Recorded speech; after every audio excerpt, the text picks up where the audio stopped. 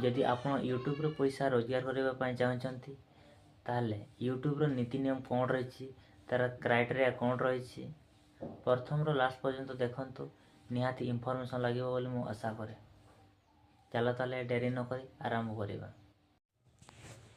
वर्तमान आपण देखि पारुथिबे एटा 500 सब्सक्राइबर दरकार। आपण माने देखि पारुथिबे लेखा हिछि डान पटे 500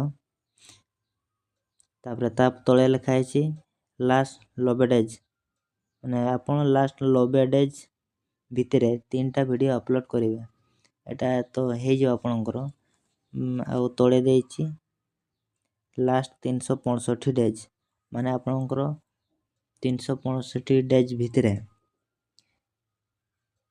3000 घंटा आनेबा को पड़िबो।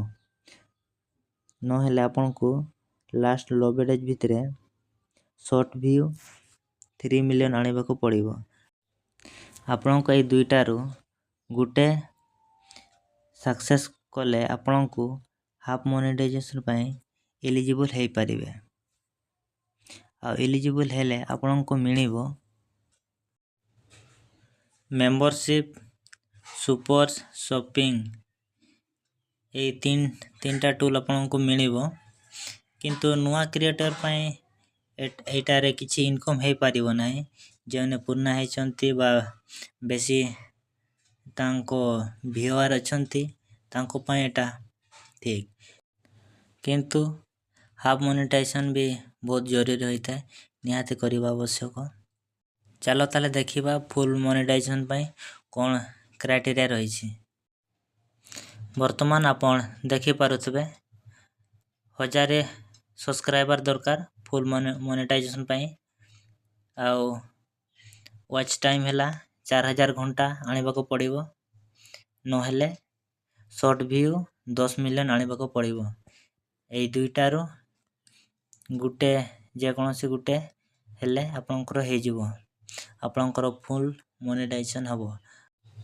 तापरे आपनको दुईटा मिनि जिवो जेउटा कि वॉच पेज एड और शॉर्ट फीड एड जेउटा कि आपनको वीडियो रे एड चली थाए से एड माध्यम रे आपनकर पैसा बनी थाए।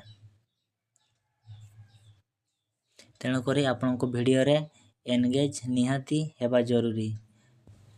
आपनकर व्यूअर माने आपनकर वीडियो जेतकी देखिबे सेते आपण कमाई पारिबे। तेणु करी आपण माने केमिति ऑडियंस को अट्रैक्ट करि पारिबे बा हुक करि पारिबे से माध्यम चेष्टा करिवे।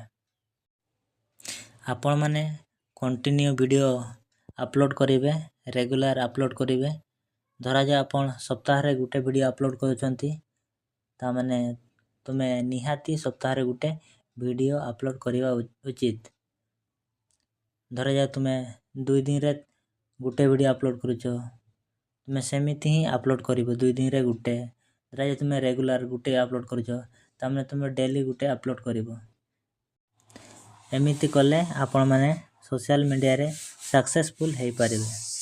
यदि ए वीडियोटी आपनको इंफॉर्मेशन देता है बा आपनको हेल्पफुल लागिता है तबे निहाती सब्सक्राइब करि जिवे। धन्यवाद।